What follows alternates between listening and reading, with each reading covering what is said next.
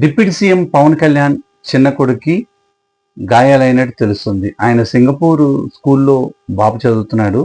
అయితే సడన్గా ఉన్నట్టుండి అక్కడ మంటలు చెలరేగడంతో బాబుకి తీవ్ర అవస్థత మొదలైంది.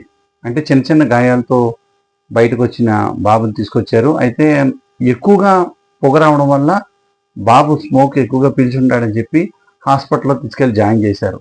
అయితే డాక్టర్స్ ఏం చెప్తున్నారంటే అంత ప్రమాదం ఏమి లేదు, అడ్మిషన్ చేసుకున్నాం కదా మేము చూస్తాం అని చెప్పి మాట్లాడుతున్నారు డాక్టర్స్. అయితే డిప్యూటీ సీఎం పవన్ కళ్యాణ్ కురివి గ్రామంలో వైజాగ్ దగ్గర ఉన్న గ్రామంలో ఆయన పర్యటనలో ఉన్నారు. అయితే ఆయనకి ఈ విషయం అధికారులు తెలియజేయడంతో ఆయన ప్రోగ్రాం అంతా ముగించుకుని అట్నుంచి అట్టే సింగపూర్ వెళ్ళే ప్రయత్నంలో ఉన్నారు. కాబట్టి ఆయన సాయంత్రానికి కానీ ఏదో ఒక టైంలో అంటే సాయంత్రం 5 తర్వాత 6 తర్వాత వెళ్ళి అక్కడ హాస్పిటల్లో వివరాలు కనుక్కొని ఆ కుమారుణ్ణి కలిసి వాళ్ళ మిస్సెస్తో మాట్లాడి ఏం జరిగిందో వివరాలు కనుక్కుంటారు పవన్ కళ్యాణ్ గారు. అయితే పక్కనున్న అపార్ట్మెంట్లో కూడా స్కూల్ పక్కన ఉన్న అపార్ట్మెంట్ మొత్తం కూడా ఖాళీ చేయించినట్టు మనకి సమాచారం అందుతుంది.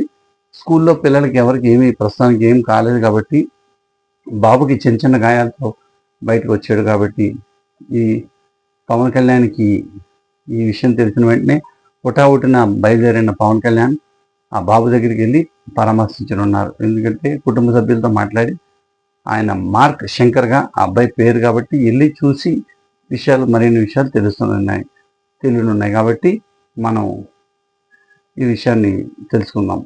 అయితే ఇప్పుడు ఈ విషయానికి తెలుసుకుని Telangana CM deputy CM Telangana CM Revanth Reddy గారు, అటు ఎక్స్ సీఎం జగన్మోహన్ రెడ్డి ఆయనకి బాబుకి ఎటువంటి అపాయం కాకుండా ఉంటే మంచిదని చెప్పి వాళ్ళు కూడా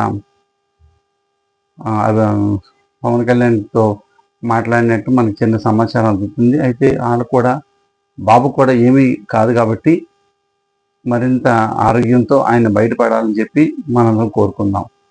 చూస్తున్నానండి సురేష్ రెడ్నం యూట్యూబ్ ఛానల్.